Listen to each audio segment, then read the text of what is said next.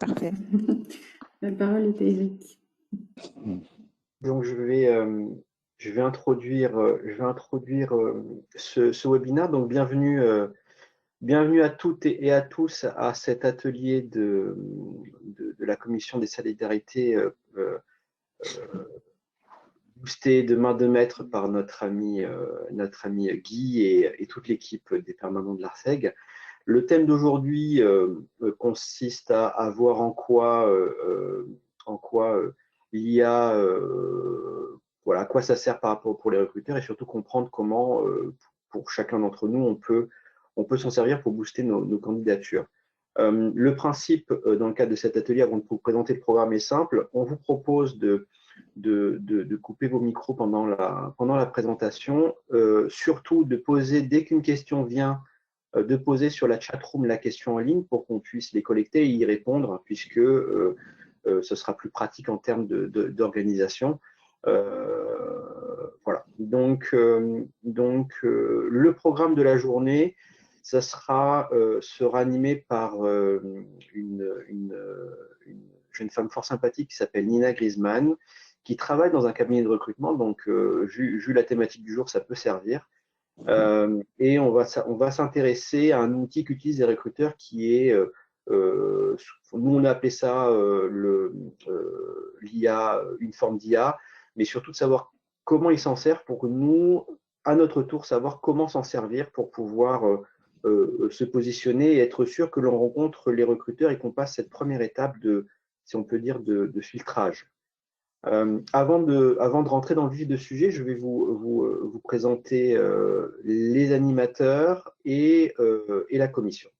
Donc, sur les animateurs, donc, il y a Nina, dont je viens de vous parler, qui travaille au cabinet Lincoln, qui va se présenter plus longuement après, mais dont la particularité est de connaître notre métier, donc ça va nous aider. Guy, salut Guy, Guy qui est le patron de l'environnement de travail et de l'immobilier de la BPCE, une petite PME sur les quais de Seine, et qui a comme particularité d'être très attaché à quelque chose qui s'appelle la solidarité et qui, j'espère, on retrouvera dans cet échange cette valeur forte qui l'anime et qui surtout nous anime tous. Et votre serviteur, donc je suis Eric Elbistur, voilà, donc je vais introduire cet atelier et j'ai la particularité de m'investir un petit peu dans l'ARSEG et d'occuper le poste de patron de l'environnement de travail d'une petite entreprise dans l'agroalimentaire. Voilà, donc pour répondre à Sabrina et présenter les membres de la commission, donc il y a Guy, que je ne présente plus, il y a moi, et il y a Thierry Cadio, que je n'ai pas vu ce matin, s'il est peut-être là. Peut-être Thierry Cadio, donc Thierry Cadio qui lui aussi est un patron de l'environnement de travail, comme vous tous. On a Rodolphe, qui est aussi patron de l'environnement de travail et qui est aussi un homme d'expérience sur tous les volets qu'on aborde au sein de la commission de solidarité. Et bien sûr, notre action avec Guy, Thierry et Rodolphe ne serait pas possible sans le concours appuyé d'Églantine, Thibaut et Mario, qui sont les membres de l'équipe de l'ARSEG. Ce qui est important en venant à cet atelier, c'est qu'il faut que vous gardiez à l'esprit que notre seul objectif, c'est la solidarité. Solidarité dans tous les moments de la vie, professionnelle, solidarité autour de votre parcours, c'est-à-dire que aujourd'hui, la vie professionnelle n'est plus comme avant, c'est-à-dire que c'est plus un parcours linéaire et programmé. C'est un parcours avec des virages, des moments bien, des moments moins bien. Donc, un des objectifs de cette commission, c'est de mettre en place une solidarité pour qu'on puisse tous et toutes s'aider et échanger autour de ces thématiques pour qu'on puisse passer ces moments de vie qui sont des fois plus ou moins complexes. Ça se traduit bien sûr dans le cadre de la recherche, ça se traduit bien sûr dans le cadre de comprendre l'environnement autour du recrutement, c'est l'esprit de ce qu'on fait aujourd'hui. Et bien sûr, ça concerne la connaissance de nos métiers et leur évolution, et bien sûr, se connaître, se découvrir pour qu'on puisse plus facilement se parler. Ce qui est important de savoir, c'est que contrairement à ce que veut la légende, à chaque fois qu'on sollicite des membres que ce soit de la commission des membres de l'ARSEG, les retours sont en général assez positifs, ou en tout cas, il y a toujours des retours. C'est jamais quelque chose qui est perdu. Donc, je vous invite toutes et tous à rentrer sur des contacts très directs, puisque vous faites partie de l'ARSEG. N'hésitez pas à le faire pour échanger, pour prendre des conseils, voilà, voilà. Sachez que la solidarité fait partie des valeurs qu'on partage tous, et, et autant l'appliquer. La commission s'articule autour de quatre principaux ateliers par an, qui sont des moments de rencontre entre les acteurs autour de tout ce qui touche l'emploi de manière générale. Donc aujourd'hui, on le fait avec un cabinet de recrutement, demain, ça peut être avec d'autres acteurs. L'idée, c'est qu'on puisse vous donner le maximum de billes et d'infos pour que vous puissiez, si vous êtes en poste, rebondir facilement. Si vous ne l'êtes pas, que vous puissiez trouver chaussure à votre pied plus facilement. À côté de ces projets, bien sûr, on travaille sur différents projets qui sont la CVTech pour pouvoir être identifiable. Donc, c'est un outil de plus. Et bien sûr, on fait tout le travail de lobbying auprès de tous les acteurs RH qui nous accompagnent dans nos vies, professionnelles à certains moments. Donc, voilà. Donc, je vais passer la parole à Nina, je crois.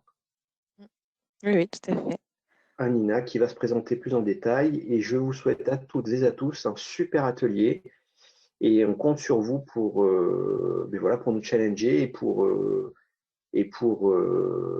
nous rappeler qu'il y a peut-être plein de sujets qu'il faut qu'on aborde. Donc, c'est à vous.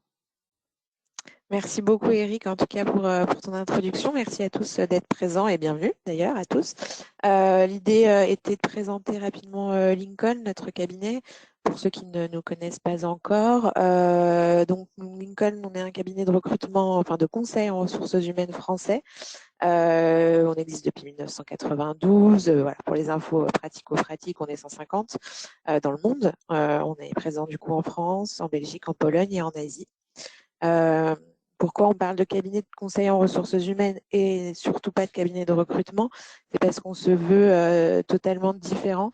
On intervient sur des métiers différents qui sont tout ce qui est conseil, formation, accompagnement. C'est les métiers qu'on appelle les métiers du talent management. On intervient également sur la partie transition. On avait fait un atelier à ce niveau-là il y a quelques mois.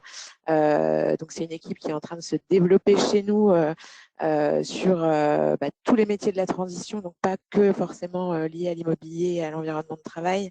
Donc, on est en train de travailler beaucoup à ce sujet et j'ai eu l'occasion d'échanger avec plusieurs d'entre vous sur ces projets-là. Et on a également une offre qui se développe, une offre d'outplacement, un petit peu sur mesure, un petit peu différenciante, où on a la volonté d'accompagner les personnes vers la sortie, vers la transition professionnelle en créant un binôme coach et consultant en recrutement spécialiste du domaine. Alors, je vois, la slide a changé. Pour ma part, du coup, personnellement, moi, je suis membre associé, j'ai ce plaisir d'être membre associé de l'ARSEC depuis un petit peu plus de 2 ans aujourd'hui. Et donc, le plaisir d'animer auprès de vous entre 3 et 4 ateliers RH par an. Donc, celui-ci en fait bien évidemment partie. Au niveau de mon cursus, moi, ça va faire depuis juin 2018 que je travaille au sein du cabinet Lincoln que je viens de vous présenter à l'instant. Moi, je gère en fait l'ensemble du pôle immobilier et construction, donc une petite équipe où on va travailler à la fois sur un pilier qui est les métiers et les structures dans le cœur de métier et l'immobilier directement, donc promotion, construction, conseil, gestion, etc. Mais on travaille également sur un second pilier qui va être les directions immobilières et donc qui peuvent être également les directions de l'environnement de travail des utilisateurs. Et voilà, auparavant, d'où mes relations aussi avec l'ARSEC depuis plus de 2 ans en fait. On se connaît depuis très longtemps. Je travaillais auparavant dans un autre cabinet de recrutement et j'étais à ce moment-là spécialisée et focalisée uniquement sur ces métiers, les métiers de l'environnement de travail, d'où la relation avec l'ARSEG et d'où ma connaissance un petit peu plus précise de vos métiers et de votre environnement. En quelques références, voilà, moi j'ai eu la chance de recruter typiquement quelqu'un que vous connaissez certainement, je ne sais pas si elle est là aujourd'hui, Muriel Havas chez Blablacar. J'ai travaillé pour les fromageries Belle à l'époque, pour le groupe Lego, pour Facebook, Google, alors que ce soit via une société de services comme JLL, Aramark ou CBRE, mais voilà, j'ai toujours évolué sur ces fonctions-là. Alors, l'idée aujourd'hui de cet atelier, donc le sommaire, bien sûr une petite introduction, une première partie qui va vraiment tenter en tout cas de vous donner un ordre d'idée de ce que nous, on appelle intelligence artificielle dans le recrutement. Qu'est-ce que c'est concrètement, à quoi ça sert et comment on l'utilise, nous recruteurs. Comme ça, vous avez l'envers du décor, les petits trucs et astuces. Et la dernière partie, enfin la deuxième partie, savoir comment justement vous, ce que disait Eric en préambule, comment vous en servir aussi pour que vous soyez détecté, pour que vous soyez visible, pour éviter les écueils, parce que ça, c'est aussi forcément quelque chose qui peut arriver. Donc, il y a pas mal de choses à ne pas faire, justement. Donc, l'idée, c'est de vous donner toutes les clés pour utiliser au mieux cette intelligence artificielle. Et encore une fois, on verra par la suite que intelligence artificielle, c'est un grand mot. C'est pas forcément exactement ce qu'on entend dans le recrutement. Et une conclusion, donc on y reviendra. Alors, du coup, en préambule, l'idée, moi, c'était de vous expliquer que déjà... Alors, j'ai un écho. Je ne sais pas si quelqu'un a... Voilà, c'est bon. Je ne sais pas ce qui s'est passé. Voilà. Vous m'entendez bien? Ok. Alors, l'intelligence artificielle, on en entend beaucoup parler aujourd'hui, pas du tout que dans le recrutement, on en entend parler dans tous les secteurs. Moi, je ne suis pas experte des autres secteurs, donc je ne vais pas vous expliquer ce qu'est l'intelligence artificielle. Je ne suis pas non plus experte en digital ou en informatique, donc ça ne va pas être le but de l'atelier, loin de là. Moi, c'est plutôt de vous expliquer comment on l'aborde, comment on s'en sert et qu'est-ce que l'intelligence artificielle dans le recrutement. L'idée de base, de toute façon, c'est qu'elle soit bien utilisée, parce qu'il y a aussi beaucoup de dérives, mais il faut que bien utilisée, elle nous permette de nous faire gagner du temps. Un recruteur, aujourd'hui, on a beaucoup de tâches qui sont administratives, qui sont un petit peu superflues, qui peuvent être automatisées. Donc, l'idée, c'est de se décharger de ces parties-là pour nous faire gagner du temps et nous permettre de se concentrer sur l'essentiel, qui est finalement l'échange avec les candidats, parce que le recrutement, c'est de l'humain avant tout. Donc, je vous rassure, c'est pas l'intelligence artificielle. Si je ne vais pas casser un peu la suite de l'atelier, mais l'intelligence artificielle ne remplace en aucun cas l'humain et surtout pas dans le secteur du recrutement. Et donc, nous, l'idée, c'est pouvoir se concentrer un peu plus sur les échanges, que ce soit avec les candidats, avec les clients, parce que c'est ça notre valeur ajoutée, c'est de pouvoir faire la jonction et pouvoir accompagner au mieux les deux parties prenantes. Donc, l'idée, ça va être d'expliquer ce que c'est de manière très factuelle, expliquer comment on l'utilise, mais surtout dédramatiser en fait le propos et expliquer que derrière tout ça, c'est l'humain qui est au cœur de la machine, c'est l'humain qui l'a créé de toute façon, cette intelligence artificielle, c'est l'humain qui l'enrichit et qu'en plus, dans le secteur du recrutement, ça restera toujours un métier qui privilégie l'échange humain. Sinon, moi, je ne serai plus là, cabinet de recrutement. Et donc, l'idée, c'est pas qu'on soit remplacé par des robots à terme, et loin de là. Et même le plus précis des algorithmes, des logiciels, parce qu'on verra qu'il y en a quand même. Il y a certaines structures, certains pays peut-être qui sont un peu plus avancés là-dessus. Voilà, ça a quand même été créé par un humain derrière et c'est quand même l'humain qui le gère. Donc voilà, il faut vraiment se rassurer par rapport à ça. Alors, du coup, sur la première partie, l'idée, c'était d'expliquer en quoi ça consiste dans le recrutement. Donc, la vocation, je vous l'ai déjà dit, la vocation première, de toute façon, elle est très simple, c'est de soulager la charge de travail au quotidien. On verra par la suite l'ensemble des tâches qu'un recruteur a au quotidien et vous verrez qu'il y en a pas mal qui sont très rébarbatives, très classiques, sur lesquelles on peut gagner du temps assez facilement. Et alors, encore une fois, l'intelligence artificielle dans le recrutement, elle ne sert pour l'instant qu'à nous aider dans le recrutement prédictif sur la première étape de sélection, la présélection des candidats, pour établir en effet un potentiel matching entre les candidats potentiels et les entreprises. elle n'est pas utilisée pour l'instant, en tout cas, et en aucun cas, sur une décision finale, par exemple, de recrutement entre 2 ou 3 candidats. On y reviendra par après.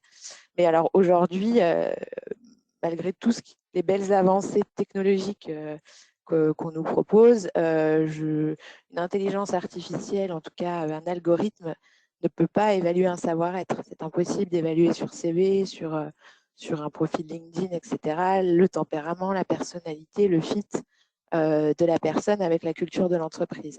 Et là, c'est là où le cabinet de recrutement garde son rôle premier, c'est de connaître à la fois son client, l'environnement de l'entreprise pour laquelle il recrute, et connaître au maximum ce candidat. Après, il y a plein d'outils, on va voir, qui peuvent nous aider, mais voilà, c'est quand même le recruteur qui va faire la part des choses et savoir si un candidat, malgré qu'il colle toutes les cases sur le papier, c'est pas forcément ça qui va fonctionner en termes de culture. Donc là, on a un rôle à jouer et ça, personne ne peut le remplacer.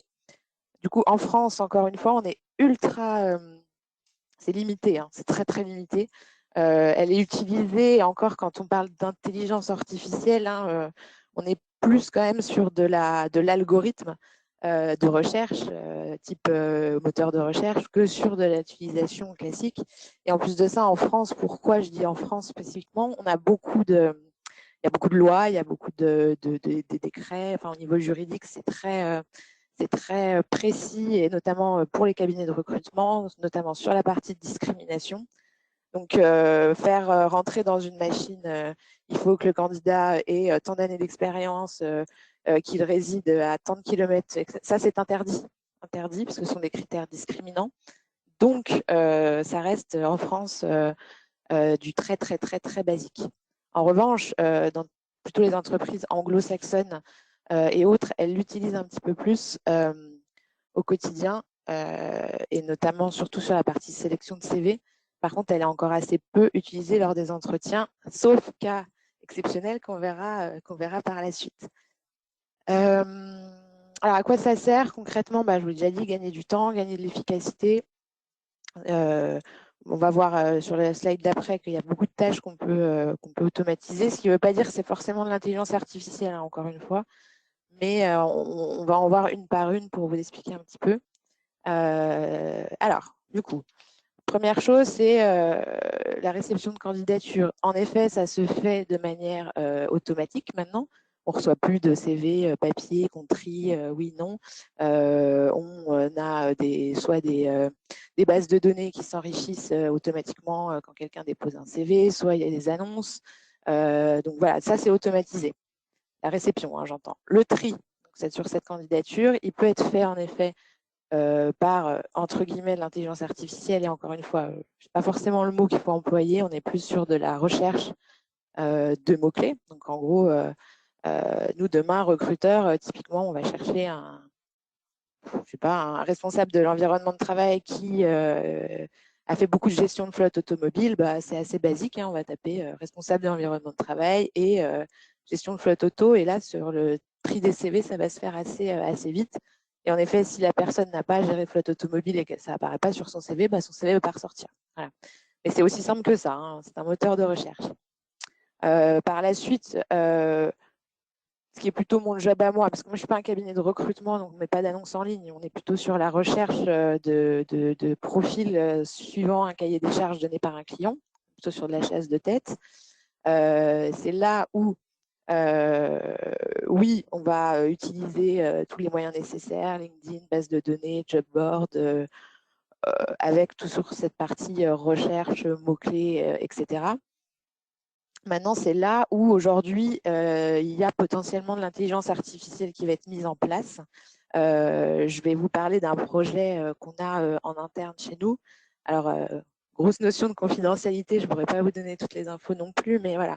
Sachez qu'aujourd'hui, quasiment tous les cabinets sont vraiment en recherche d'un outil qui va pouvoir les aider à faire cette présélection sans avoir à se mettre à chercher from scratch de zéro. Donc, le but, c'est de créer un espèce d'algorithme, de logiciel qui va ensuite, nous, recruteurs, on va quand même devoir rentrer dans une espèce une espèce de requête avec voilà, l'environnement de l'entreprise, le secteur, la seniorité idéale, le niveau de rémunération, etc., etc. Donc, on va rentrer tout ça dans une machine. L'idée, c'est que cette machine, elle va mouliner, mouliner, mouliner sur notre base de données et nous sortir une vingtaine de noms selon les critères qu'on aura renseignés. Ce qui s'appelle une longue liste, en fait. Donc, là, ça va être, je sais pas, oui, 20, 30 noms. Et là, il y aura quand même encore un tri à faire. Et là, un tri à faire qui est fait par nous. Nous recruteurs. Et encore une fois, on ne va pas s'arrêter là parce qu'on sait très bien qu'il y a des profils qui ne vont pas ressortir alors qu'ils auraient dû. Enfin, bon, voilà, c'est pas une science exacte non plus, hein, pour le coup. Donc, on va encore faire une recherche aussi à côté. Mais l'idée aujourd'hui, pour beaucoup de cabinets, dont nous, hein, c'est d'arriver au maximum à pouvoir sauter cette étape de recherche et d'avoir directement 30 profils qui correspondent normalement à 100% à ce qu'on recherche, et ce qui enlève une grosse partie du travail qui est très très longue et très très fastidieuse. Donc c'est là où en effet il y a quelque chose qui est en train d'être fait, qui va être fait, à savoir maintenant quand, qui, comment. Pour l'instant, on ne connaît pas vraiment de structure qui a réussi à le faire, donc, sauf apparemment le cabinet Mazars. Je me suis renseignée auprès de mes collègues qui ont un outil apparemment hyper pointilleux et qui marche plutôt bien. Donc, a priori, eux, ils ont déjà réussi à sortir cet outil, mais ça n'empêche pas qu'il faut quand même aller regarder à côté, qu'il faut continuer à creuser. Donc, en fait, c'est bien beau, c'est juste un outil supplémentaire d'aide à la décision, d'aide à la sélection, mais en aucun cas, c'est le seul quoi aujourd'hui, hein, ça faut le savoir. Sur ce qui est réponse aux candidatures, oui, vous avez tous déjà postulé sur une offre où vous recevez un message type, etc. Donc ça, c'est déjà automatisé. Alors, la qualification téléphonique. Quand on parle de qualification téléphonique, c'est le premier échange que vous allez avoir avec le recruteur au téléphone où généralement, on vous pose des questions très basiques. Qu'est-ce que vous recherchez? Pourquoi vous êtes à l'écoute? Vous regardez sur quel secteur géographique? Quel est votre niveau de rémunération, etc. Ça, c'est le moment où, en gros, on va valider les premiers points du cahier des charges du client, voir si ça colle. Et si c'est OK, on avance sur un entretien. Donc, normalement, en tout cas aujourd'hui, pour 99% des cas, c'est pas du tout automatisé. Ça reste un humain que vous avez au téléphone, hein. Donc, c'est pas un robot. Mais on verra dans l'article que je vais vous faire suivre après qu'il y a quand même certaines entreprises qui ont développé des robots pour vous parler au téléphone. Alors, vous me direz si je serais curieuse de savoir par la suite si ça vous est déjà arrivé de tomber sur ce type de robot au téléphone. Les entretiens d'embauche, non. Aujourd'hui, en tout cas, l'idée, c'est de surtout pas remplacer l'entretien par un robot, et je ne pense pas que vous avez envie, vous, de passer un entretien avec un robot. Mais bon, pareil, si vous avez eu un exemple, n'hésitez pas à le dire, parce que ça existe quand même aussi, on le verra. Mais voilà, c'est quand même l'essence de notre job, c'est de pouvoir échanger avec les gens, les connaître, les suivre, connaître un petit peu les notions de personnalité, de savoir-être. C'est là où on va pouvoir évaluer le fit, hein, entre la culture d'une entreprise et la personnalité, en tout cas les aptitudes comportementales d'une personne. Donc aujourd'hui, voilà, c'est pas demain que ça sera remplacé par une machine, et je pense que c'est personne qui n'a envie d'aller vers ça. Au niveau de la rédaction des rapports d'entretien, ça, sachez que c'est quelque chose qui peut être automatisé. Ça l'est pour certains, pas pour nous par exemple, mais on ne serait pas contre, clairement, parce que ça, c'est quelque chose qui est très fastidieux, qui prend énormément de temps. Et c'est pas là où on va avoir une vraie valeur ajoutée, parce que voilà. Alors, là où c'est intéressant, on en reparlera à mon avis beaucoup pendant les questions, c'est tout ce qui est outils d'assessment, de tests de personnalité, etc., etc. Là, c'est complètement automatisé. Ça, je pense que vous avez tous déjà eu l'occasion de passer des tests, quels qu'ils soient, le PAPI, le SOSI, Performance, Assess First, ou notre outil à nous chez Lincoln, pour ceux qui l'ont déjà passé. C'est purement une machine. Là, vous répondez à des questions et ça vous dresse un portrait. Et pour le coup, c'est assez intéressant. Les résultats sont souvent très reflétants de la réalité. Et très franchement, ça, c'est un outil sur lequel on se base beaucoup sur la partie savoir-être. Alors de là à dire que ça pourra remplacer un entretien et évaluer, non, puisque nous, l'idée, c'est de combiner le ressenti qu'on a eu en entretien avec justement les résultats des outils d'assessment pour voir déjà si on a le même, si on est plutôt en relation. Et puis souvent, on en débrief aussi avec le candidat pour avoir son avis. Donc c'est souvent une réflexion qui va être tripartite et on en ressort les conclusions en utilisant vraiment à la fois l'outil, notre ressenti et ce que va nous dire et sur quoi va rebondir le candidat. Mais ça reste vraiment là, aujourd'hui, à mon sens, là où c'est le plus avancé au niveau de l'intelligence artificielle. Ensuite, un recruteur en cabinet de recrutement, hein, je précise, on a un rôle commercial qui est très important, qui représente plus de 50% de nos tâches. Hein. On va aller démarcher de nouvelles structures ou on va aller créer du lien, du réseau, etc. Alors là, pas du tout. Enfin, aucun robot va le faire à notre place. Là, ça reste de l'humain, ça reste de... Voilà, c'est là où ça peut être intéressant, c'est la partie digitale, comment on va pouvoir s'en servir maintenant, mais c'est pas le sujet de l'atelier aujourd'hui. Ce sera peut-être un sujet bientôt, mais en tout cas, c'est quelque chose qui ne pourra pas être remplacé. Et l'appréciation des candidatures, non plus évidemment. Enfin, je veux dire, à part avoir les cases cochées sur le diplôme, l'anglais, etc. Sur des choses très factuelles, on ne pourra jamais apprécier une candidature. Une machine ne pourra pas, en tout cas. Ou alors, il faut qu'elle soit très, très avancée, mais elle ne pourra pas apprécier une candidature aussi bien qu'un humain. Voilà. Alors, aujourd'hui, comment on l'utilise vraiment, hein pas beaucoup, pour être très honnête. En fait, on en est vraiment au tout début. C'est vraiment du balbutiement, c'est du tout premier niveau. La seule chose qu'on met vraiment en place aujourd'hui, mais ça vous le savez, c'est les algorithmes dans les moteurs de recherche. Quand vous allez mettre votre CV sur l'APEC ou je ne sais quoi, ou sur le site de l'ARSEG, hein, par exemple, c'est également une sorte d'intelligence artificielle d'algorithme, hein, c'est pareil. Sur LinkedIn, ou finalement, quand vous allez aussi postuler dans un cabinet de recrutement, vous allez enrichir une base de données interne. Et ça nous sert uniquement en fait pour la présélection. Pour tout le reste du process, il n'y a plus d'intelligence artificielle, c'est fini. Donc nous, on va traiter la donnée que vous voulez bien nous donner, en fait, clairement, que vous inscrivez sur vos CV, que vous inscrivez sur vos profils LinkedIn. Et c'est grâce à la donnée que vous nous fournissez qu'on va pouvoir analyser ces résultats et en sortir des sélections. Et on verra sur la seconde partie comment justement aborder cette donnée, comment la donner justement, et comment la formuler pour qu'on puisse vous retrouver justement dans un simple moteur de recherche. Alors, on va revenir sur ce fameux article, parce qu'il y a certaines entreprises, certains pays qui sont beaucoup plus avancés sur le sujet. Donc, c'était cet exemple-là. Alors, je ne sais pas si on peut... Ouais. Alors, bon, on va pas... L'article est très long, mais en gros, à savoir que il y a certaines entreprises comme L'Oréal, par exemple, qui a créé un robot qui s'appelle le robot Vera. Alors, c'est pas en France, hein, c'est en Russie, je crois. Donc, voilà. Donc, en fait, c'est une DRH virtuelle. Si on peut descendre un petit peu sur l'article, vous allez voir sa tête. Peut-être que vous l'avez déjà rencontré. Ça a été créé par une start-up, etc. Donc, en fait, le rôle de Vera, c'est de présélectionner les candidats. Donc, elle va faire tout le job, ce que je disais, de recherche par mots-clés sur l'ensemble des job boards ou je ne sais pas si c'est par rapport à leur base de données. Je ne sais pas. Ça, ils n'expliquent pas. Elle retient certains profils, elle les appelle apparemment. Donc, le robot appelle des candidats et leur fait passer un entretien par téléphone ou par Skype. Alors, ça, je suis curieuse de savoir si ça vous est déjà arrivé. Et a priori, elle est assez avancée, cette Vera, parce qu'elle est capable d'analyser la voix, d'analyser les réponses, etc., des intonations. Alors, je suis désolée, j'ai des travaux chez moi. Je pense que vous allez les entendre. Ça commence à être un peu fort. Je suis désolée.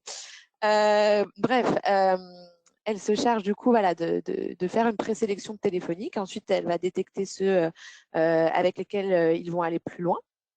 Et cette Vera est a priori également utilisée lors des entretiens d'embauche. Alors ça, et donc cette Vera est un algorithme, est une machine finalement, qui est formée à détecter, analyser le langage, le ton, les expressions faciales lors des entretiens vidéo notamment. Alors, il forcément, Vera, elle ne va pas savoir déterminer les compétences techniques. Donc, je pense qu'il y a forcément un autre entretien qui est passé par un recruteur spécialiste. Mais a priori, cette Vera et cette intelligence artificielle est en mesure, en fait, de vous analyser en quelque sorte de la manière de tout ce qui est d'un outil d'assessment, par exemple, mais en réel. Bon, après, ça reste un exemple. Hein. Il y a Unilever aussi qui utilise ça. Voilà, pour identifier les candidatures. Donc l'avantage, en effet, c'est a priori d'apporter des meilleures performances dans le recrutement, faire gagner du temps en sélectionnant les meilleurs profils pour éviter les erreurs de casting qui peuvent arriver quand il y a en fait des sujets de personnalité qui ne fitent pas avec l'entreprise. En revanche, à mon avis, elle doit quand même être renforcée par un autre entretien, un autre échange, parce que voilà, en tout cas, ça peut faire peur, ça peut faire craindre une déshumanisation du recrutement. Mais on voit, en tout cas, tous les RH sont pas forcément, et les recruteurs, nous, on n'est pas forcément hyper comment, fan de ça. Hein. Clairement, c'est un concurrent direct, donc on n'a pas forcément envie d'aller plus loin. Du coup, la suite, comment vous allez pouvoir vous rendre visible, être détecté par cette intelligence artificielle. Moi, il y a un seul mot, de toute façon, c'est les mots-clés. Et que qu'on soit sur de l'IA, du machine learning, sur un robot qui vous appelle, si vous ne dites pas le bon mot, le bon intitulé, de toute façon, ça ne fonctionne pas. Donc déjà, de base, sur votre CV, sur votre profil LinkedIn, le plus important, c'est de bien renseigner les intitulés de poste.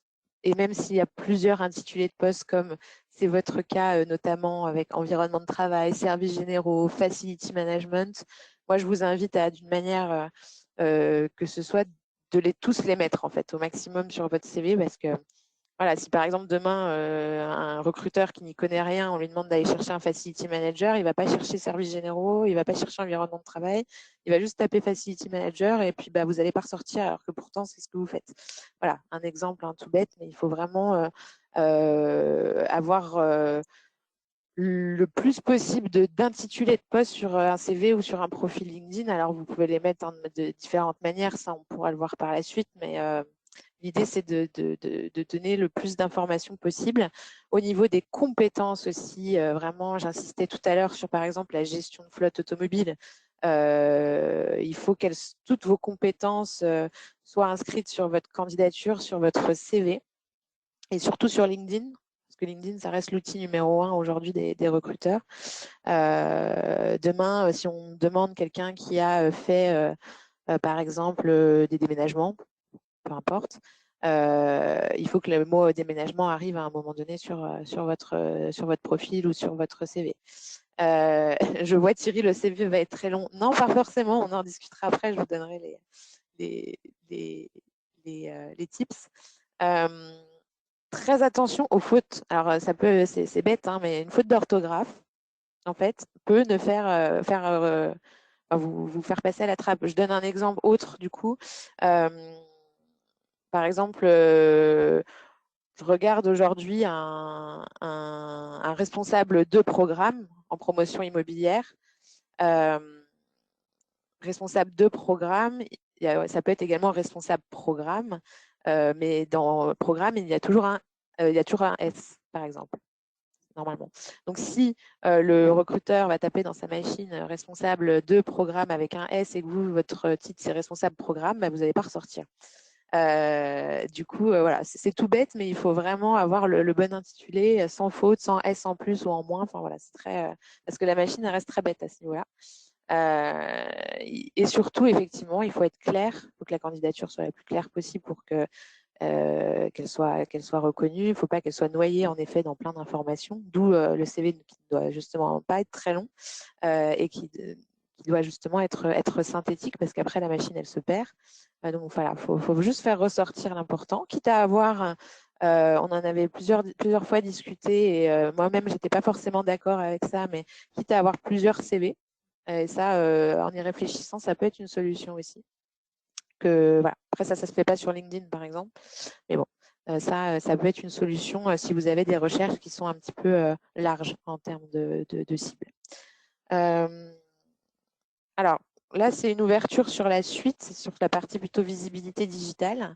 Je ne vais pas forcément approfondir à fond le sujet puisque je crois que ce sera un peu le sujet de notre prochain atelier qui sera entièrement dédié à la visibilité digitale.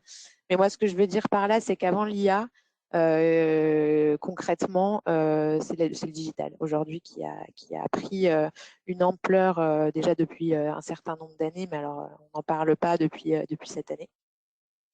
Ça va devenir, ça devient déjà le premier outil pour se faire connaître, le premier outil pour se faire détecter, le premier outil pour entretenir un réseau, pour fidéliser un portefeuille client, pour faire par exemple du commercial aussi, etc. Nous, nos recruteurs, ça fait des années qu'on n'utilise plus que Internet, qu'on utilise simplement les réseaux, les job boards, les sites spécialisés, et c'est tout. On ne va pas dans la rue mettre une pancarte, je recherche un tel ou un tel, voilà, ça c'est fini. Enfin, mais voilà, donc sachez que il n'y a que sur Internet de toute façon que vous allez pouvoir vous faire connaître. Et ça va être nécessaire d'être présent, ça va être nécessaire d'être visible, d'utiliser LinkedIn à bon escient. C'est pas un atelier LinkedIn aujourd'hui, ce sera ce dont on parlera la prochaine fois. Mais voilà, l'idée, il faut être actif en fait. Il ne suffit pas juste d'avoir son profil LinkedIn et c'est tout. Il faut ajouter un maximum de monde possible en lien avec son secteur d'activité. Il faut publier du contenu ou en tout cas relayer, pourquoi pas, partager des articles. Alors, il faut que ce soit pertinent, évidemment.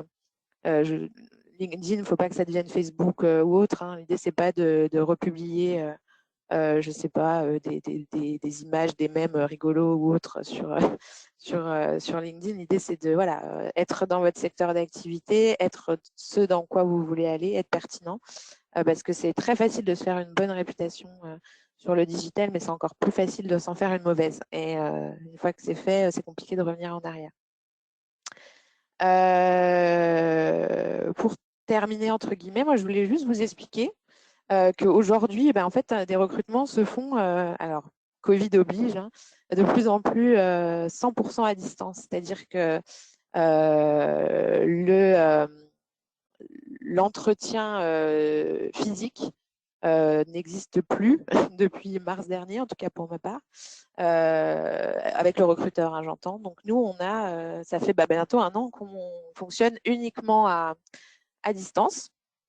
Alors au début, on avait peur, très peur, je ne vous cache pas, et tout le monde avait peur d'éviter cette rencontre physique, de ne pas non plus pouvoir aller rencontrer le client lors de sa demande, lors de son brief. C'est très compliqué pour nous, recruteurs, d'apprécier un environnement de travail, justement, et vous êtes bien placé pour le savoir, sans être allé sur place, sans être allé rencontrer les parties prenantes, sans être allé voir les locaux, surtout sur des postes comme les vôtres.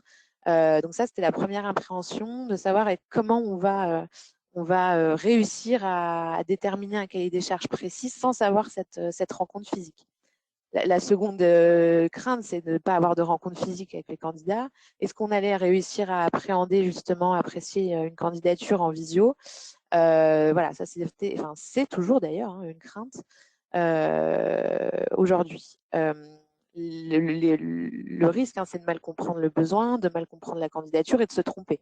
Clairement, ça a beaucoup inquiété, notamment nous, quand on a commencé à fonctionner comme ça à 100% à distance il y a un an, pour les jeunes recruteurs chez nous, c'était une vraie peur, quoi. Clairement, on a dû beaucoup les accompagner là-dessus. C'est un contact qui est déshumanisé, qui est digitalisé. Donc forcément, on s'est dit, on ne va pas y arriver, ça va être compliqué. Mais en fait, on s'est rendu compte aussi qu'il y avait énormément d'avantages. Le premier, c'est que les gens sont beaucoup plus disponibles finalement et beaucoup plus facilement disponibles, que ce soit les clients, les candidats en réunion Teams. Il n'y a pas toute la partie trajet, je dois quitter mon lieu de travail, etc. Donc en fait, ça va beaucoup plus vite pour rencontrer les gens. Finalement, vous le voyez très bien qu'un entretien Teams, on arrive quand même à cerner la personne. Alors, il faut absolument qu'il y ait la caméra, etc., évidemment. Mais finalement, ça marche plutôt pas mal. Les process avancent très rapidement. On a pu justement continuer à développer et à s'appuyer sur tous nos outils d'assessment qu'on faisait déjà avant 100% en ligne, mais là du coup ça fonctionnait pas mal. Et on s'est beaucoup plus intéressé aussi à cette partie-là pour l'évaluation du savoir-être. Ça a toujours été un outil supplémentaire, là ça devient vraiment un vrai support et un vrai outil. Et concrètement, en tout cas à date, ça n'a jamais posé problème. Enfin, en tout cas, il n'y a jamais eu quelque chose qui s'est mal passé à cause du fait que ce soit 100% digital.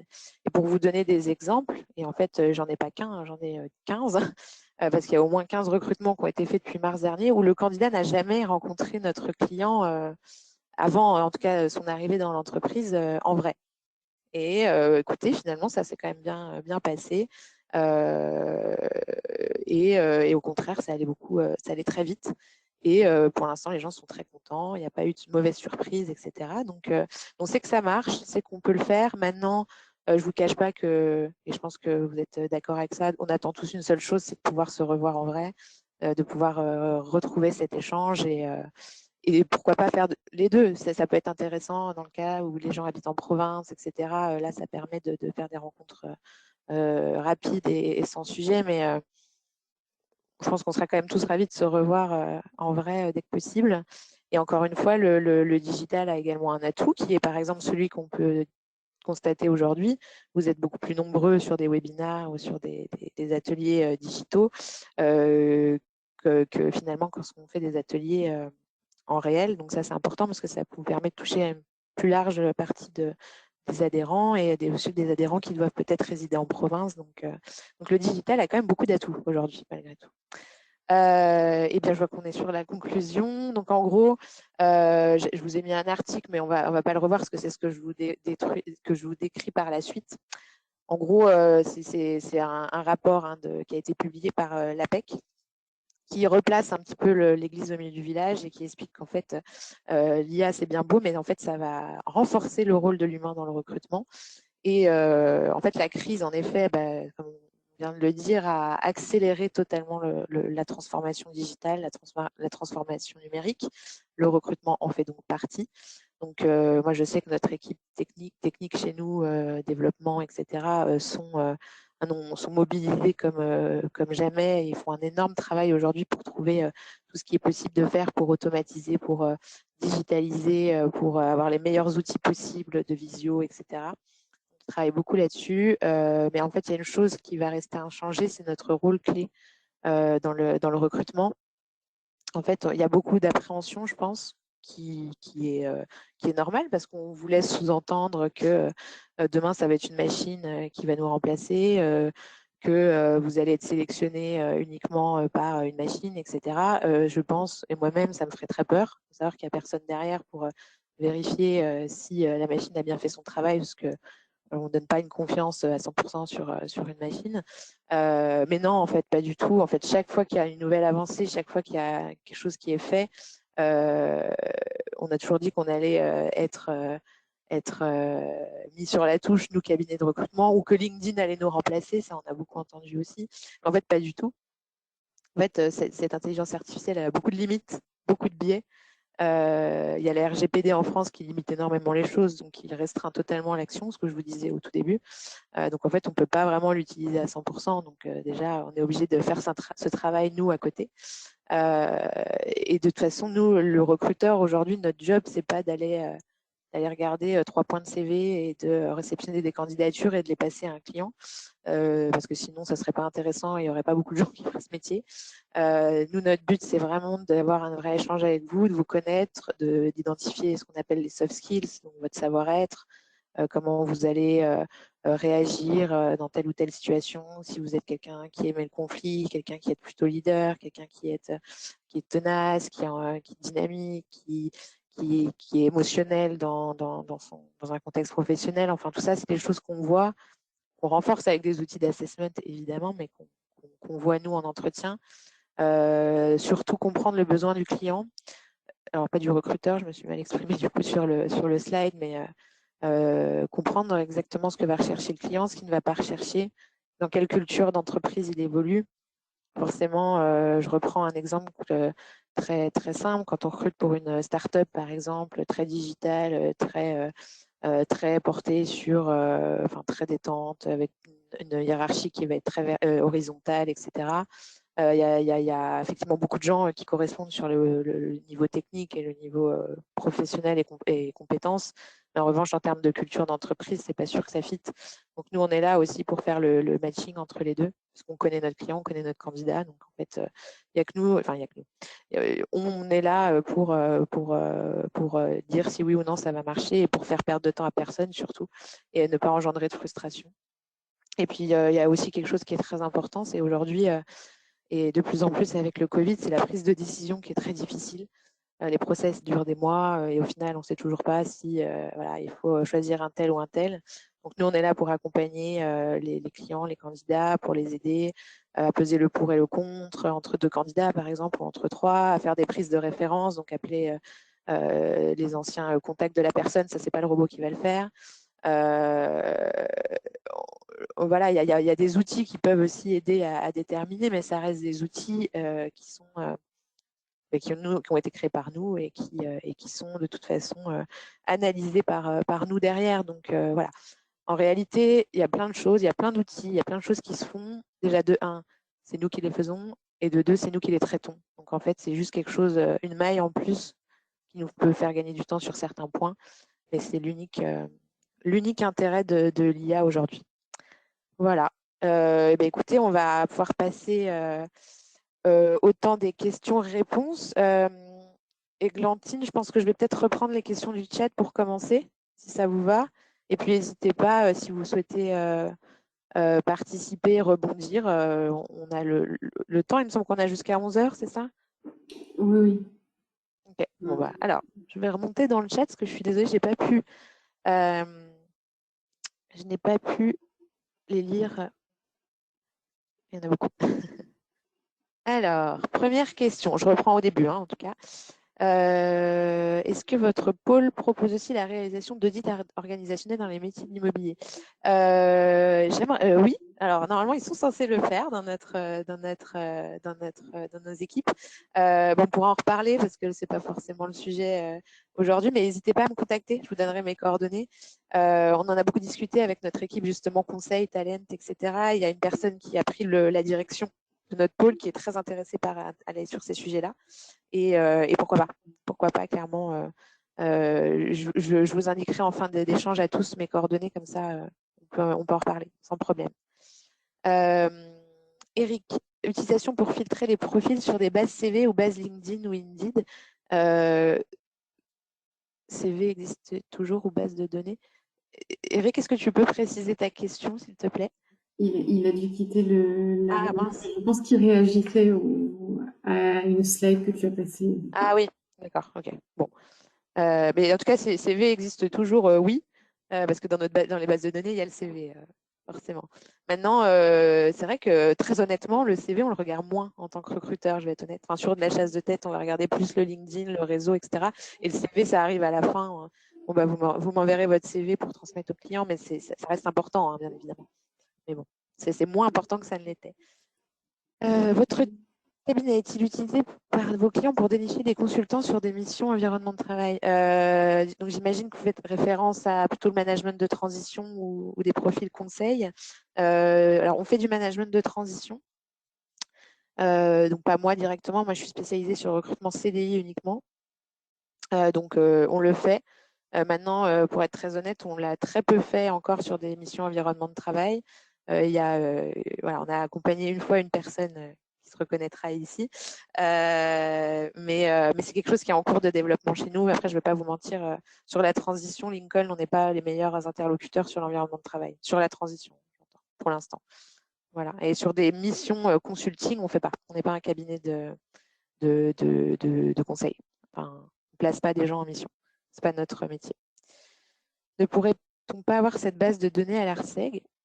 Alors, il me semble que elle est quand même bien faite, votre base de données sur l'ARSEG est assez avancée au niveau des mots-clés. Moi, je la trouve plutôt pas mal. Je ne sais pas ce que vous en pensez.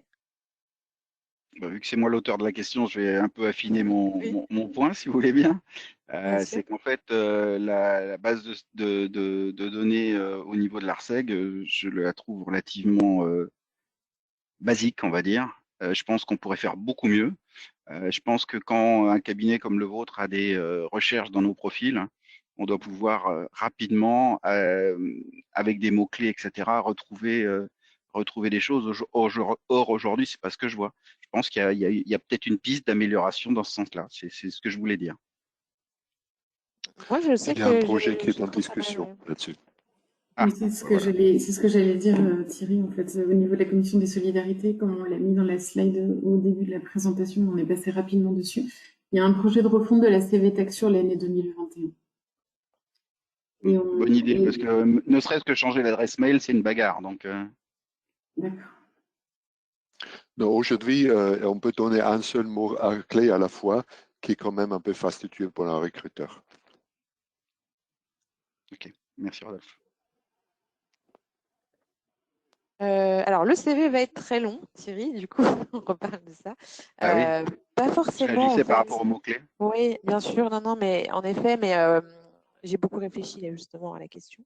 Alors, et après, la question, c'était LinkedIn ou job board de Sabrina. En effet, sur LinkedIn, vous allez difficilement pouvoir mettre un intitulé de poste, Facility Manager, virgule, environnement de travail, etc. Pareil sur un CV. En fait, le but, c'est, j'ai un exemple tout bête, hein, vous mettez en intitulé de poste responsable de l'environnement de travail et dans vos fonctions, dans vos listings en tout cas le descriptif de vos fonctions, vous pouvez inscrire de manière, par exemple, gestion des services généraux, facility management. Ça rajoute une ligne ou deux, hein, c'est pas énorme. Et comme ça, on va pouvoir vous retrouver sur les 3 aspects, tout simplement. On pourra vous donner des exemples, après au cas par cas, si vous souhaitez qu'on en rediscute et qu'on revoie votre CV, ça pourquoi pas, il n'y a pas de souci, je peux tout à fait vous aider là-dessus. Mais le CV ne va pas forcément être plus long, hein. L'idée, c'est de juste de mettre les bons mots-clés, ce sur quoi vous recherchez. Par exemple, si vous avez vraiment envie d'aller, je sais pas, sur un poste où vous allez avoir beaucoup de projets de déménagement, c'est un exemple. Bien mettre en avant le gestion de projet de déménagement, voilà, par exemple. C'est vraiment là où vous allez, là où je parlais de plusieurs CV, c'est vraiment d'adapter aussi quand vous candidatez, hein, j'entends. Hein. Mettez pas plusieurs CV. Vous n'envoyez pas plusieurs CV à la même personne, parce que là, du coup, on va s'y perdre. Et quand vous candidatez sur une opportunité bien précise, essayez d'avoir un CV qui va ressortir les mots-clés qui sont attendus finalement dans le descriptif de poste que vous avez pu voir ou par rapport à ce que vous a dit le recruteur, etc. C'est pour ça d'ailleurs que je disais qu'aujourd'hui, on n'utilise pas les CV forcément en première intention. Pardon. Moi, c'est souvent que j'identifie quelqu'un sur LinkedIn, par exemple, on se rencontre en entretien, je n'ai pas le CV de la personne. Suite à notre échange, on va valider un intérêt sur une opportunité, où je vais expliquer qu'effectivement, le client, ce qui va l'intéresser, c'est plutôt ça, ça, ça, ça. Et suite à ça, souvent, les gens remanient finalement leur CV en mettant un peu plus l'accent sur ce qu'on a vu pendant l'échange, ce qui permet d'avoir un CV un petit peu plus pertinent. Donc, c'est un peu comme ça qu'on fonctionne, mais c'est vraiment propre à mon métier qui est plutôt la chasse de tête et pas le recrutement, puisque moi je sélectionne pas, je vais pas sur les job boards, je vais pas sur ce genre et je reçois pas de candidature directement, donc c'est un peu le biais. Mais tout ça pour dire qu'un CV ça peut s'adapter. On ne demande pas de faire des CV différents de A à Z, mais simplement des missions un peu plus précisées sur certains points selon l'environnement dans lequel vous voulez vous orienter. Ça c'est important de le faire. Est-ce que ça veut dire que ce genre d'évolution serait plus intéressante à faire sur le profil LinkedIn que sur le CV? Oui. Alors là, en fait, mieux votre profil LinkedIn est renseigné, de toute façon, mieux c'est. Et c'est comme ça, enfin, ça reste l'outil numéro 1, hein, LinkedIn. Donc, il faut vraiment soigner le profil LinkedIn à 100%. Et LinkedIn, si c'est très long, c'est pas grave, en fait. Il n'y a pas de souci parce qu'en fait, de toute façon, ça va pas apparaître. Enfin, il y a la petite notion voir plus pour en voir plus. Et plus c'est long sur LinkedIn, plus vous avez les mots-clés, plus vous sortez dans toutes les recherches. Je préfère un Et profil LinkedIn très enrichi que 3 mots où on ne comprend pas vraiment ce que vous faites, quoi. Mais en fait, les mots-clés, vous pouvez les mettre un peu n'importe où, soit dans les intitulés de fonction, soit dans le corps de la petite présentation, là, juste… Exactement. Et c'est ce Et vers les quoi, moteurs justement, de recherche voilà, vont vraiment prendre l'ensemble des renseignements de l'ensemble des champs, en fait. exactement. Et c'est aussi à ça qu'on travaille justement avec les projets que je vous disais de longue liste, etc. C'est de former la machine à aller vraiment chercher dans tout le CV. Alors attention, des fois, là, certains job boards, je ne sais pas lesquels exactement, selon si votre fichier il est en PDF ou en Word, attention. Si votre CV c'est une image, là, bah, il n'y a pas de mots-clés puisque c'est une image, donc on ne va pas vous retrouver. Attention, il vaut mieux privilégier Word ou PDF, pour info. Mais par contre, sur LinkedIn, plus vous mettez de mots-clés, plus vous allez ressortir dans les recherches. On fera de toute façon dans l'atelier suivant un test très simple, c'est voir qui ressort le plus en mettant 3 mots, quoi. Donc, parce qu'il y a des gens sur LinkedIn, ils vont juste écrire le nom de l'entreprise, le nom du poste, et c'est tout. Mais du coup, ça nous aide pas beaucoup, nous, quand on a ça. Donc, c'est un peu compliqué. On préfère avoir le plus d'informations possible. Nina, oui. Donc Guillaume, par rapport à ça et par rapport à LinkedIn, en fait, on a quand même un métier dont le périmètre est très large. Les appellations changent d'un secteur d'activité à un autre. On sait quand même assez, enfin, ça me paraît moi compliqué de mettre l'ensemble des mots-clés qu'on peut rencontrer dans notre métier. Ça fait vraiment une liste à l'après-vert. Moi, je souhaite éviter parce que ça fait du tout attirant dans la lecture. Sur un CV, oui, mais sur LinkedIn, non, c'est pas gênant. En fait, sur LinkedIn, vous avez beaucoup de catégories, de sous-catégories. Il y a plein d'endroits où vous pouvez renseigner l'ensemble des choses que vous avez à renseigner. Ça peut être même dans les références, dans les certifications. Enfin, il y a plein de sous-catégories sur lesquelles vous pouvez renseigner. Et LinkedIn, encore une fois, n'ayez pas peur de trop en mettre. Au contraire. Au contraire. Vous verrez, moi, mon profil LinkedIn, il est ultra long alors que je n'ai pas non plus 20 ans d'expérience, mais il est très long parce qu'il faut qu'on puisse me retrouver aussi sur plein d'aspects différents. Donc, sur LinkedIn, ce n'est pas gênant que ce soit très, très long, effectivement, et qu'il y ait beaucoup d'informations. Ça, c'est vraiment très important de le savoir. Sur un CV, c'est un peu plus compliqué quand on a un CV qui fait 8 pages. Ouais, non, ça, c'est trop. Parce que c'est pas. Et puis, du coup, on n'a plus rien à apprendre aussi du candidat lorsqu'on le voit en entretien, quoi. Donc, justement, c'est ce que je voulais dire. Si on dit trop, on n'est plus appelé parce qu'il sait déjà tout. Alors, c'est pas que vous êtes plus appelé, parce que si votre profil nous intéresse, Rudolf, on va quand même vous appeler, on serait un peu bête sinon. Mais bon, après, c'est vrai que ça faciliterait la tâche du robot, par exemple. Mais bon, vu qu'on est en train de dire que le but, c'est qu'on ne soit pas des robots, voilà. La lettre de motivation est-elle toujours utile? Très bonne question. Non. Dans un cabinet de recrutement, clairement, pas du tout. On préfère simplement dans le mail une petite introduction, mais vraiment courte, finalement, bref, synthétique, en expliquant en 3 mots pourquoi le projet nous intéresse. Après, encore une fois, je suis biaisée. Moi, je vais chercher des gens qui ne sont pas forcément à l'écoute, donc ils ne vont pas me faire une lettre de motivation alors que c'est moi qui suis allée les chercher. Mais très franchement, j'ai pas vu ça fait 6 ans qu'on ne m'a jamais fait de lettre de motivation et un client ne m'a jamais demandé de lettre de motivation. Il y a encore quelques exceptions. Mais, alors, par contre, il y a quand même, moi, pour avoir candidaté sur des offres, en fait, souvent on demande, enfin, les entreprises demandent encore, évidemment, un CV, mais aussi une lettre de motivation.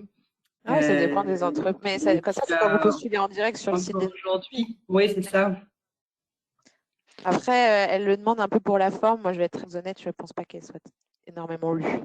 Donc, non, vraiment, honnêtement. Après, il y a encore des entreprises qui sont un peu sensibles à ça pour voir. En fait, la principale intérêt, c'est pas forcément de voir votre motivation, c'est de voir votre niveau de discours, votre syntaxe, la grammaire, etc. Enfin, voir si. Donc, souvent, si on a un poste où ça va être très tourné vers du rédactionnel, etc., c'est plutôt pour ça. Mais typiquement, si on recrute demain un comptable, sa motivation, c'est juste qu'elle veut, la personne généralement veut faire une évolution soit de salaire, soit de responsabilité, etc. Ça se dit en 3 mots, pas besoin de faire une lettre énorme. En tout cas, nous, on ne l'utilise pas, pas du tout.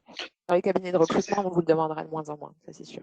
Est-ce que c'est pas utilisé plutôt pour les stagiaires, pour les premiers demandes d'emploi, les alternants, enfin, Est-ce que c'est pas C'est plutôt vrai, réservé ouais. à ces personnes-là? Bah, en fait, pour eux, ça leur fait un bon exercice je pense, enfin, ça permet de faire un tri supplémentaire et de faire un bon exercice, en effet, pour ce public-là. Enfin, nous, je sais que nos stagiaires, on leur demande pas de lettre de motivation non plus, hein, mais peut-être là, pour le coup, vu que je recrute rarement de profils juniors, je peux pas vous dire, mais en tout cas, elle devient de moins en moins demandée et de moins en moins utile. Maintenant, si vous êtes obligé de la mettre, hein, pour poster une candidature, bah, il faut la faire, mais je suis vraiment pas certaine qu'elle soit vraiment regardée, hein. Voilà. Sur LinkedIn, il existe la candidature directe où on clique simplement dessus, ça s'envoie Oui, les profils bah, voilà. LinkedIn, c'est tout. Bah, et puis, ça suffit amplement. Il y en a beaucoup comme ça. Pensez-vous que le digital ne restera pas très central demain dans le process de recrutement? La fin du Covid appliquerait-il vraiment un retour à ce qui se faisait avant? Alors, oui et non. Le digital, hein, j'entends, va rester central, ça c'est sûr. On va continuer à utiliser Teams, on va continuer à faire des entretiens en visio, on va continuer Mais pourquoi? Parce que ça va nous faire gagner du temps.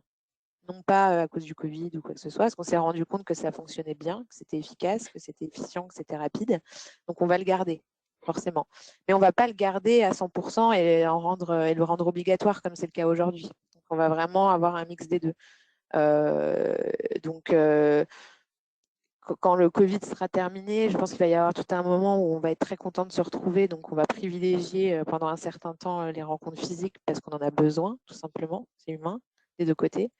Ça va impliquer aussi que les candidats vont rencontrer quand même physiquement les clients parce que ça c'est vraiment le point compliqué en vrai, hein. C'est que quelqu'un se fasse embaucher par des gens qu'il n'a jamais vus en vrai. Ça reste... Que nous, recruteurs, au final, c'est pas trop grave, c'est avec nous qui va travailler, mais au final, compliqué quand même. Moi, je pense, c'est même certain, on reviendra jamais à comme on était avant, jamais. C'est clair et net.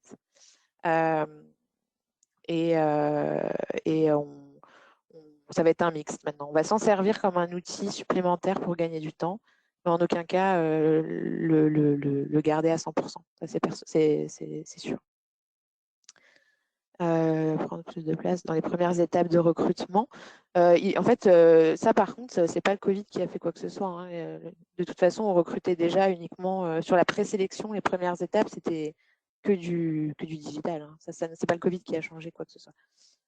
Donc, voilà. En plus des mots-clés, faut-il ajouter des hashtags sur LinkedIn? Oui, mais pas dans votre profil. C'est quand vous faites des posts sur LinkedIn. Par exemple, si demain vous faites un post sur LinkedIn parce que vous avez envie de partager quelque chose, de partager un projet, etc. Là, il faut mettre des hashtags parce que vous allez rendre votre post plus visible par un public beaucoup plus large. Mais il n'y a pas de hashtag sur les profils. Il n'y en a pas.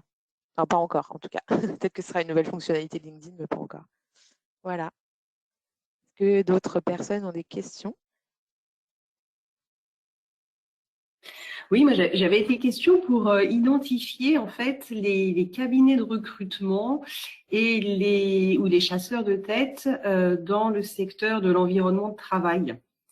Comment peut-on avoir ce type d'informations, soit parce que nous-mêmes on a un projet soit pour recruter des chefs de service, etc. Moi, ça pourrait être mon cas. Comment est-ce qu'on peut arriver à identifier les bons contacts, les bons interlocuteurs? C'est parfois pas forcément évident de savoir dans le métier, quoi, en fait, hein. Ah ouais, je vous confirme, c'est hyper compliqué. Déjà, il y a Lincoln, voilà, pour info. En fait, il y a pas mal de cabinets de recrutement, des gros, hein, de type Hays, Michael Page, etc., qui ont, en fait, c'est sur en fait, faut cibler les équipes immobiliers parce que c'est toujours mis dans l'immobilier. Donc immobilier, construction, c'est ces gens-là normalement qui gèrent. Donc, soit vous allez chez des gros qui ont vraiment toutes les spécialités, donc Hays, Michael Page, Robert Half, Robert Walters, etc., qui ont forcément un interlocuteur qui gère ces fonctions-là.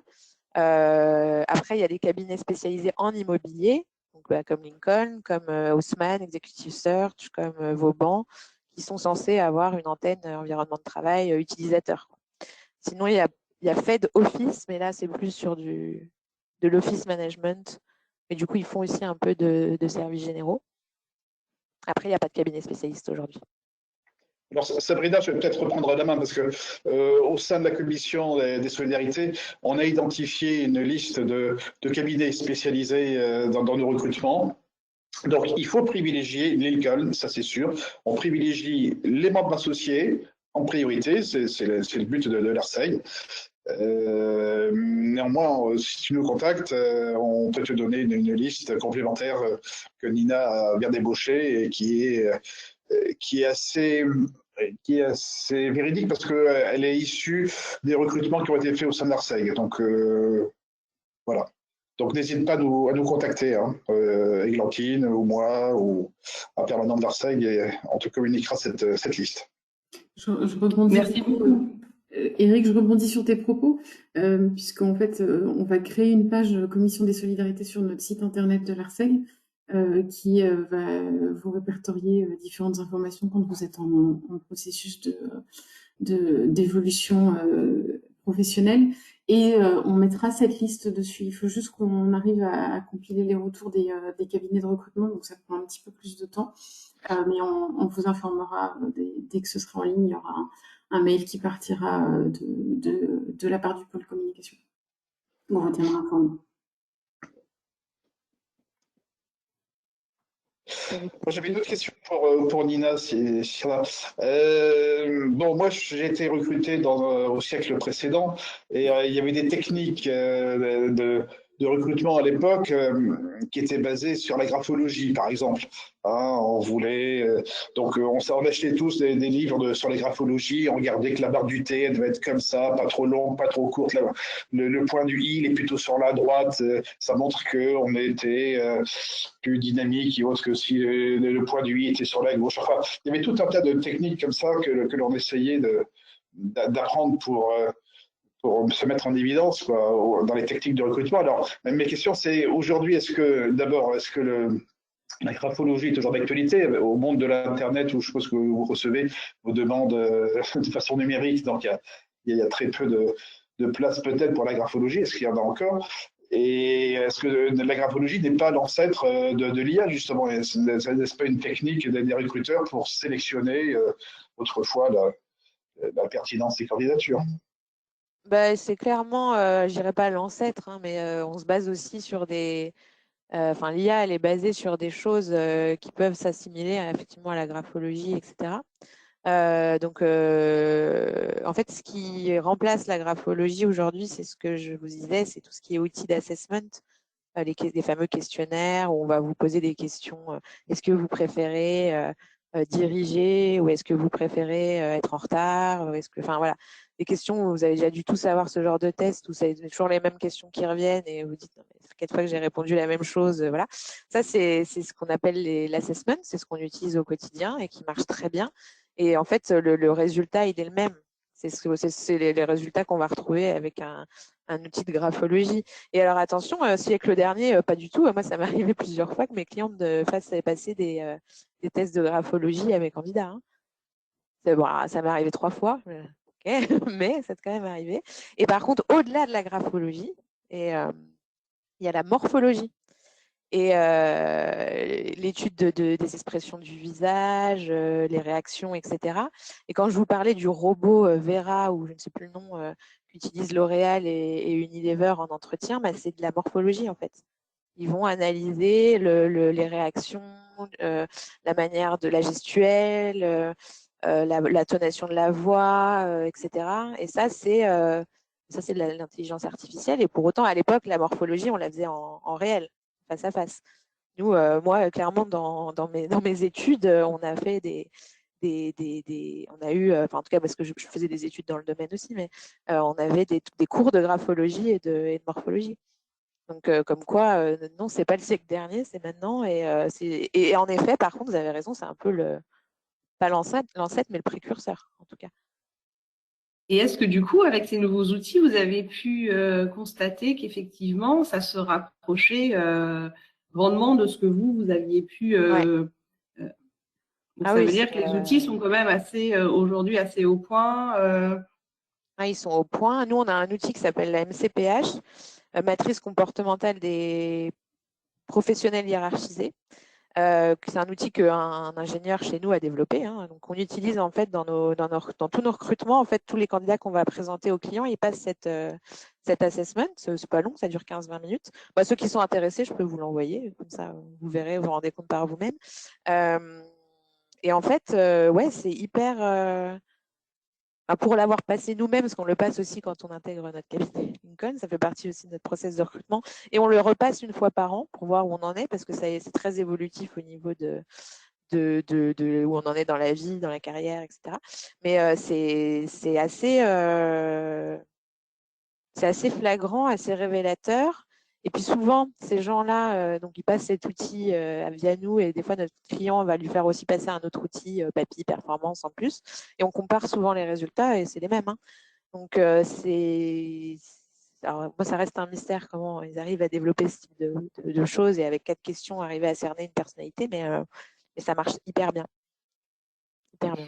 Oui, moi, ce que je me posais, c'est effectivement, ça dépend. On peut répondre à des questions. Moi, j'avais passé plusieurs fois des questionnaires et je me suis toujours posé la question si finalement mes réponses n'étaient pas orientées par rapport à mes expériences récentes, mon vécu, etc. Et du coup, est-ce que finalement on arrive à déterminer une personnalité parce qu'on a tous une personnalité de base. Après, elle s'exprime différemment en fonction, en fonction des conditions de vie, etc., de ce qu'on vit, du contexte de vie.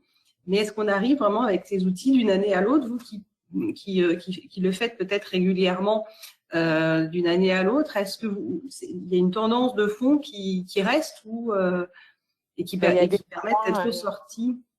Complètement. Il y a des points qui ne bougent pas trop. Typiquement, je sais pas, la partie organisation, quelqu'un qui est organisé, qui est méticuleux, qui est précis, ça va pas trop bouger avec le temps, sauf changement total dans la personnalité. Mais bon, c'est assez rare. En revanche, ce qui peut évoluer assez facilement au fil des années, c'est par exemple les notions de leadership. Peut-être qu'à un moment donné, vous n'avez pas du tout en tête de prendre du management ou d'évoluer là-dessus, et que finalement, 2 ans après avoir une expérience dans le domaine, vous vous êtes rendu compte que vous étiez faite pour ça. Et là, dans ce cas-là, les critères leadership vont augmenter. Après, ça ne bouge pas énormément. On ne passe pas du simple au double, mais on constate des évolutions. Et notamment, par exemple, un exemple très, très bête, moi, je recrute beaucoup de développeurs immobiliers en promotion. C'est des gens qui travaillent tout seuls, qui sont constamment tout seuls dans leur voiture à prospecter, etc. Là, sur la partie travail en équipe, ils sont à 0, quoi. Alors que ça ne veut pas dire qu'ils ne sont pas capables de travailler en équipe, c'est qu'ils ne travaillent pas en équipe, donc ils ne savent pas ce que c'est aujourd'hui. Donc, ils ne vont pas être développés sur ces points-là. En revanche, demain, cette même personne, elle va changer de job, elle va rejoindre une équipe. Je suis sûre, on fait repasser le test, ça a complètement changé. Donc, il y a des points sur lesquels ça évolue par rapport au poste. Aussi des gens qui sont dans des contextes difficiles, parce que ça se passe mal en interne avec un manager ou avec un collègue et qui sont à bout et qui, voilà. Là, ils vont être très haut sur la partie sensibilité au climat, application affective, etc. Ça va être vraiment, du coup, le point primordial parce qu'ils sont engagés dans quelque chose de très compliqué. Et dès lors que ça va s'arranger, ça va forcément diminuer, quoi. Enfin, ça, c'est des... Et après, encore une fois, c'est des outils d'aide à la prise de décision. Ces résultats de questionnaire qui peuvent souvent, quand il y a 2 candidats en finale et que le client n'arrive pas à se décider, permettre de trancher, mais vraiment très rarement. Mais en tout cas, nous, on ne va pas sélectionner une candidature sur le biais de ce questionnaire, puisque la candidature est déjà sélectionnée auparavant. On ne fait pas passer le questionnaire tout de suite et c'est éliminatoire avant. Donc voilà. Faites-vous des recherches dans nos métiers actuellement? Alors, on en a eu 2 récemment. Donc, on avait effectivement utilisé, sollicité l'ARSEC. On avait mis les annonces en ligne. On a également fait des posts sur LinkedIn avec mon collègue en vous sollicitant. Donc, une recherche a été concrétisée. L'autre est pour l'instant en stand-by parce que le client ne sait pas encore s'il va recruter finalement. Voilà. Mais à chaque fois qu'on a une recherche dans le domaine, on sollicite l'ARSEC, quoi qu'il arrive, de toute façon, automatiquement. Et aujourd'hui, tous les moyens comme Twitter, etc., est-ce que c'est encore beaucoup utilisé? Parce que je me souviens qu'il y a 2-3 ans, dans un de mes réseaux, on avait effectivement discuté beaucoup sur les moyens de Twitter. Il y avait même un petit hashtag, alors je sais plus ce que c'était, e4job ou quelque chose comme ça. Lorsque effectivement on partageait ce hashtag, ça permettait effectivement de pouvoir être relayé sur notre recherche, sur notre proposition, etc. Est-ce que aujourd'hui ce type de média est encore utilisé pour Alors, la Twitter, recherche? pour la recherche, aujourd'hui, Twitter, je vous le déconseille parce que Twitter, c'est plutôt un espace où vous allez relayer de l'information, où vous allez publier du contenu, où vous allez développer un réseau professionnel, mais sans pour autant être dans une démarche de recherche d'emploi. Twitter, c'est un peu comme, voilà, on peut vite tomber dans des parce que ça dépend si c'est votre compte pro, votre compte perso, etc. Enfin, vous savez aussi suivre du coup des choses qui sont un peu plus personnelles. Donc, dans une recherche d'emploi, moi, je vous déconseillerais Twitter, vraiment. C'est pas un lieu de recherche, mais par contre, LinkedIn, oui. LinkedIn reste l'outil numéro 1. Les hashtags restent très importants sur LinkedIn. Et en effet, comme dit Thierry, le mode Open for Work, si vous êtes Open for Work, il n'y a que les recruteurs qui vont le voir. Donc, c'est super pour nous, quoi. On va savoir que vous êtes en recherche, donc ça va nous ouvrir beaucoup de portes. Mais Twitter, dans une recherche d'emploi, non. Oui, soit dans la recherche d'emploi, soit dans la recherche de candidature, quoi. Nous, on ne recherche pas de candidature sur Twitter. Et d'ailleurs, même pour info, hein, un recruteur, nous, on n'a pas le droit d'aller regarder vos réseaux sociaux, hormis LinkedIn. Et Twitter ne fait pas partie d'un réseau social professionnel. Donc, typiquement, on entendait beaucoup que les recruteurs allaient checker les profils Facebook, Instagram et Twitter. On n'a pas le droit de le faire. Si on le fait, en tout cas, on n'a pas le droit. Bah oui, mais on n'a pas le droit de s'en servir, en tout cas. Et ceux qui le font, ne devraient pas, très franchement. C'est le summum de la discrimination. Oui et non, ça dépend des domaines. Moi, j'ai aussi une casquette sûreté et quand on cherche des postes directeurs sûreté sur certaines entreprises, c'est vous parlez de vous quasiment… en interne? Non, non, pas en interne. Quand je cherche des postes en externe, j'ai aussi un volume sûreté. Et quand on cherche dans la sûreté, clairement, ils vont chercher assez loin. Et ça fait partie des choses qui font, parfois, on me l'a même fait devant moi en entretien. Un cabinet de recrutement? Oui. Bon, ok. Normalement, c'est interdit. Ça n'arrête pas. J'imagine que c'est lié à la à ce qu'on peut, oui, vraiment par rapport à la sûreté, quoi, dans le sens. Ouais, peut-être. Après, il faut vraiment que ce soit justifié. Hein, on me l'a fait pour la sûreté. Je ne dis pas qu'ils le font systématiquement que pour ça. Moi, mon expérience là-dessus se limite à la sûreté. Et ils sont allés voir vos réseaux devant vous? Oui, absolument. Ils ont cherché mon nom, prénom par Google. D'accord. Ils vous ont googlisé, ils ont vu. J'avais prévu le coup depuis très longtemps. Mon profil internet, ils peuvent aller chercher tout ce qu'ils veulent. Je suis tranquille.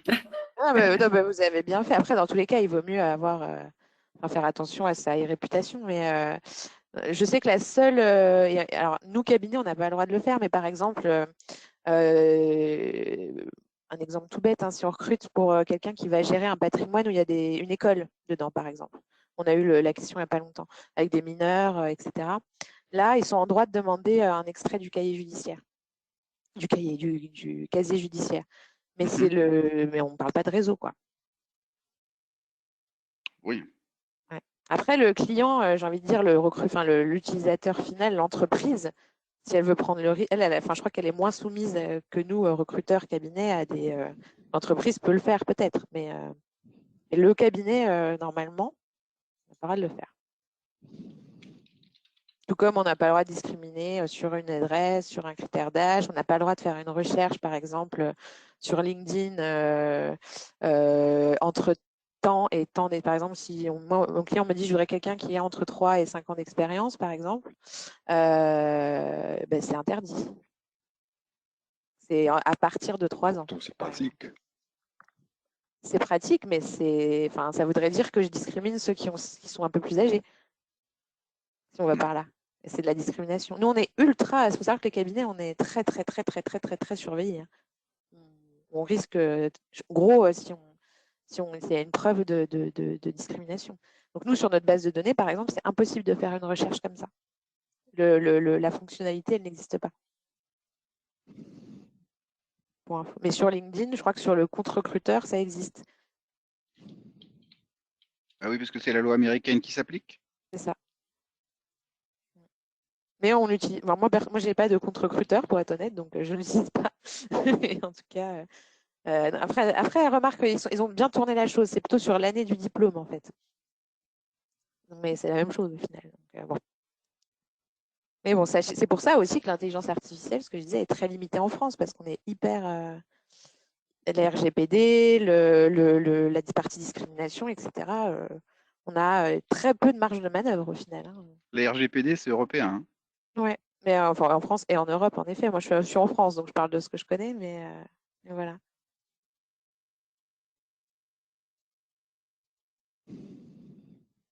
Il y a d'autres questions peut-être? Il nous reste 3 minutes. Enfin, je pense que Guy, tu voulais conclure aussi. Moi, j'ai une question, Nina. Vous disiez tout à l'heure, quand on parlait des entretiens Teams, vous parliez que c'était un vrai support pour l'évaluation du savoir-être, du comportemental, des soft skills. Ça veut dire quoi? Ça veut dire qu'il y a une IA quand même derrière? Enfin, je vous entends pas très bien, pardon. vous parliez tout à l'heure lors des entretiens Teams.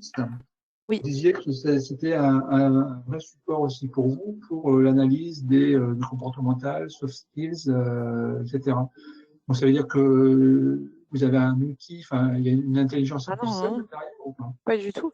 Non, bah non, je disais juste qu'on s'est rendu compte que finalement, avoir quelqu'un en Teams en face de nous, on arrivait quand même bien à capter les émotions, le ressenti, etc. Et non, je disais là où on s'est renforcé, c'est sur les outils d'assessment. Avant, c'était vraiment complémentaire. Maintenant, on va vraiment y accorder une importance primordiale combinée à l'entretien Teams pour avoir vraiment se border au maximum. Quoi. Mais non, il n'y a pas d'IA derrière il n'y a pas de robot derrière mon Microsoft Teams quand je reçois quelqu'un en entretien.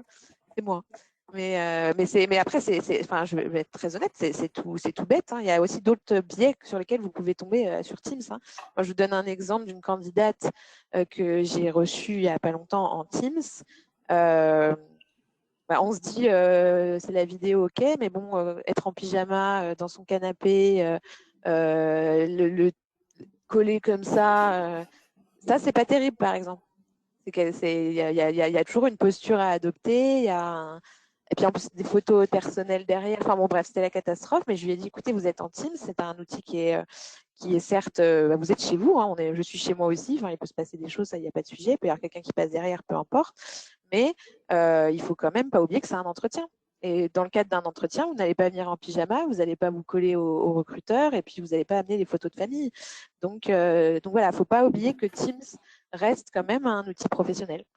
Et du coup, on peut aussi avoir des déceptions, entre guillemets, et puis la partie comportementale, on peut la déceler de manière plus négative aussi via Teams. Quoi. Voilà.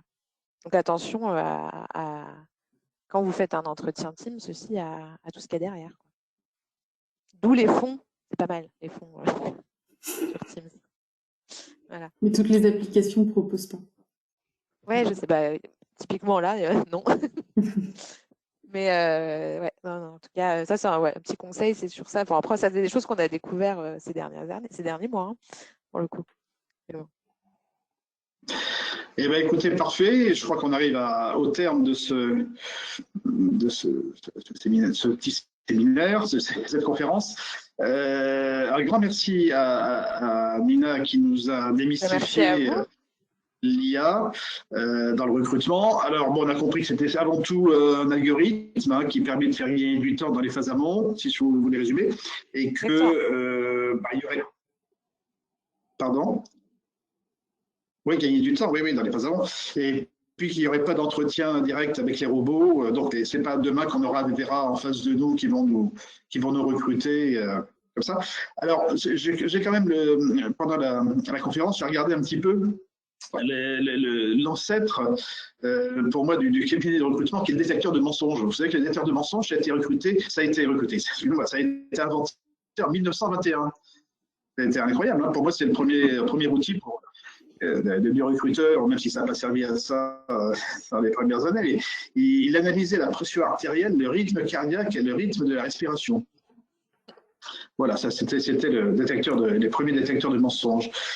Mais comme vous l'avez dit aussi plusieurs fois, détecter les mouvements des yeux, c'est quelque chose qui est, ou le comportement, c'est quelque chose qui est utilisé régulièrement au niveau du marketing pour savoir où est-ce qu'on va mettre de la publicité, où est-ce qu'elle attire le plus dans les magasins, où est-ce que les rayons vont être les plus regardés, les plus consultés. Dans les aéroports aussi, pour voir les gens qui ont un comportement à la douane ou autre. Voilà, on cherche toujours à effectivement analyser le comportement pour mieux cerner la personnalité de la personne ou voir si elle est en difficulté ou si elle a quelque chose à cacher. Et puis un dernier exemple aussi qui me vient, c'est et je faisais ce parallèle qui me faisait quand je vous écoutais, c'était les médecins. Les médecins, vous savez en fac de médecine, les étudiants passent leurs examens devant des robots pour savoir. Hein, donc il y a des symptômes qui sont proposés par des robots et l'étudiant en médecine doit donner son avis, détecter la maladie en fonction de ce que propose la machine, quoi, qui simule le patient. Mais comme le disent tous les docteurs, et c'est sûr de trouver votre discours là aussi, ça c'est la vision objective du patient, mais la vision subjective du patient, elle ne peut se faire qu'en présentiel. Et donc là, on retourne effectivement sur votre conclusion. Voilà. D'accord. Mais il n'empêche que ça grignote quand même tous les jours un peu plus, hein, l'IA, dans tous les domaines, dans tous les métiers. Ouais. Je trouve qu'il y a des métiers où c'est quand même plus adapté que le recrutement, quoi, parce que. Oui. Mais bon, à voir, on verra. Hein. Peut-être que bientôt c'est Vera qui me remplacera. Mais... Ah bah non, on préfère. Non, c'est pas mieux vous avoir en face qu'avoir Vera. Et... Ah bah oui, c'est quand même mieux, mais bon, je préfère vous voir en vrai aussi. Oui, et puis avoir un vrai docteur qu'avoir un robot qui vous demande, vous avez mal aux oreilles, aux pieds, au machin, et voilà, je vous fais votre ordonnance. Voilà. C'est probablement pas le même type de profil. On va avoir deux niveaux en fait. Le niveau pour tout le monde, le niveau pas cher, le niveau accès à distance, etc. Il faut aussi penser qu'il y a des gens sur des îles ou autres qui n'ont accès à aucun médecin. Avoir un robot ou rien, c'est mieux d'avoir un robot. Oui. Très bien. Écoutez, on vous remercie de votre participation à cette conférence. Merci. Merci à tous. Merci à vous. Merci à tous. J'ajoute juste un petit mot. Je vous ai mis dans le chat mon mail si vous souhaitez nous joindre à l'ARSEG. Et vous pourrez retrouver le replay de cet atelier sur notre site internet Revivez nos événements. Et puis, on pourra vous envoyer la présentation de ce jour si vous le souhaitez par mail. Je vous ai également indiqué mon adresse mail si besoin. Donc, je suis joignable, pas de problème. Avec plaisir. Et privilégier le cabinet Lincoln pour vos recrutements. Voilà. Merci bien. Merci, sans problème. À très vite. Merci à tous. Merci, bonne journée à vous. Bon week-end. Au revoir. Au revoir.